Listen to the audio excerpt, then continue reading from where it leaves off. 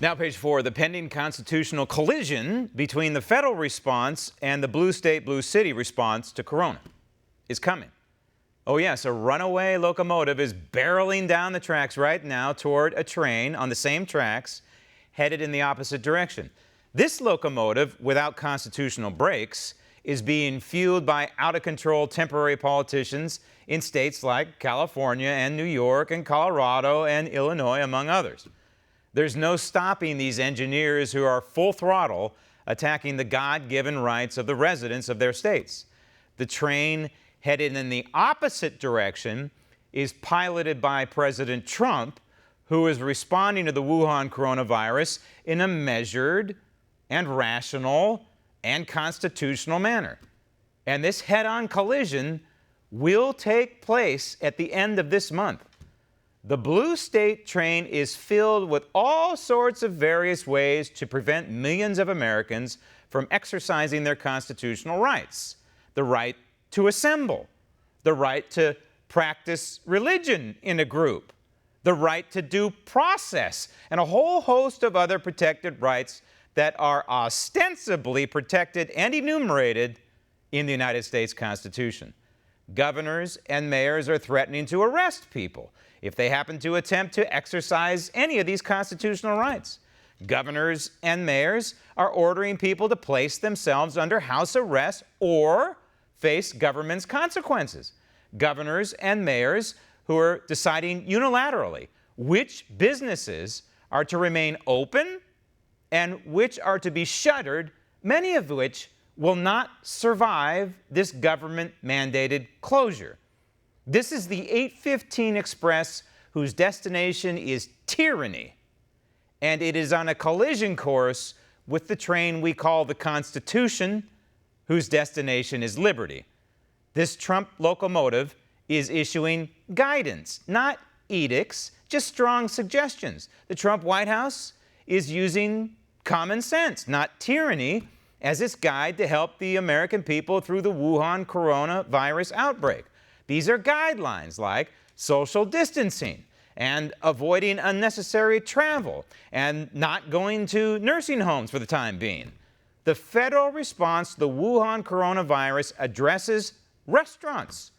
However, instead of ordering businesses to shut down by government edict, the Trump White House offers common sense solutions like using the drive-through or pick up to go or delivery options. There are no governmental mandates that bring our once robust economy to a grinding halt. For example, if you can work at home, great. But there are no threats from the federal government to we the people if we do not comply and choose to live a more normal life, if it's possible. So this is the collision which is going to unfold at the end of April, when the numbers will have stabilized and probably peaked and become much more predictable. The Trump White House will be issuing new guidance then, and it's going to be effectively this: get back to work, go live your lives, and stop treating your neighbors like they are suspects in some kind of invisible crime. However, the Blue State Express isn't going to want to stop, is it? But the Trump train has the right-of-way. And in the end, the American people will have a choice of hopping aboard this bullet train to liberty or staying aboard a tyrannical locomotive that is destined to crash. And one of the chief engineers of this shakedown train to nowhere constitutional is the liberty-sucking mayor of Chicago, Lori Lightfoot. And if you are not abiding by these very clear but necessary stay-at-home orders, we will be forced to shut down our parks and the entire lakefront. If people continue. So, Windy City, do you approve of this? Is this the person that you put into office? Is this who you want to be ruling over the city right now and ruling over your lives? Sounds a little bit like Joseph Stalin, doesn't it? Sounds a little bit like Adolf Hitler, doesn't it? Directing edicts at the people. And if you do not follow these edicts and you don't have a good excuse to be out and you don't have your paperwork, well then we're going to ticket you. And if you put up any kind of fight when receiving that ticket, well, we have the potential to arrest you and put you in jail, in the Wuhan coronavirus jail in the Windy City. Can you imagine? Could you have ever imagined any of this taking place in our country? And think about this. Think about the numbers that we know now. First of all, the virus is running its course. We don't know when the peak is going to be. We're all guessing. Mother Nature knows. God knows. We don't know, but we do know this. We have some new research that says somewhere in the neighborhood of 25% of the population walks around with the Wuhan coronavirus, and they don't know it. So what do we do about that? What do we do about that, Lori Lightfoot, or Governor of California, or Governor of New York? What are you going to do now that you know that 25% of the population, could be me, walking around with the Wuhan coronavirus, but we don't know it? What's coming next? Well, it seems rather logical to me what's coming next, and that's mandatory testing.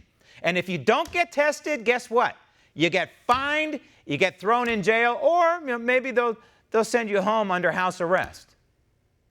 You see, this is the problem. This is the problem I have when you have these heavy-handed mayors and heavy-handed governors issuing these edicts and playing God, effectively, with our society.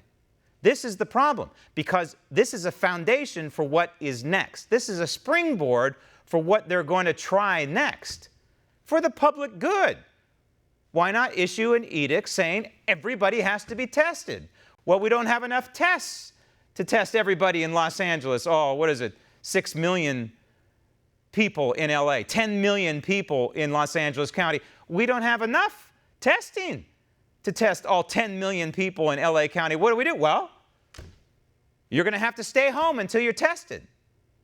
Why isn't that coming next? Think about it.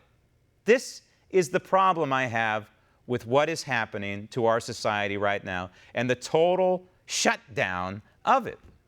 It's very important that in a situation like this, we continue on with life and we don't allow something like this to alter it. Our enemies are watching, right? The guy in North Korea, the crazy rocket man, he's watching.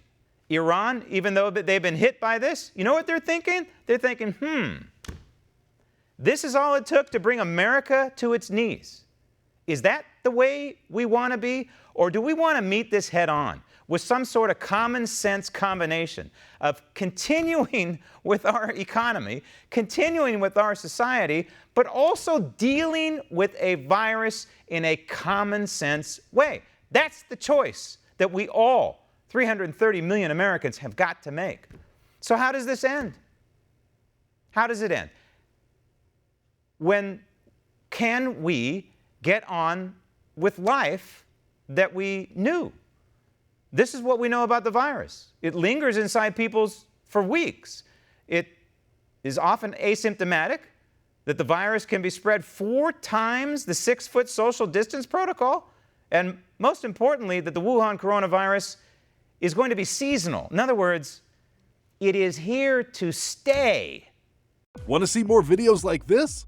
Click on the link below and subscribe to One America News on YouTube, and call your cable provider and kindly demand that One America News is added to your lineup. Call and subscribe today.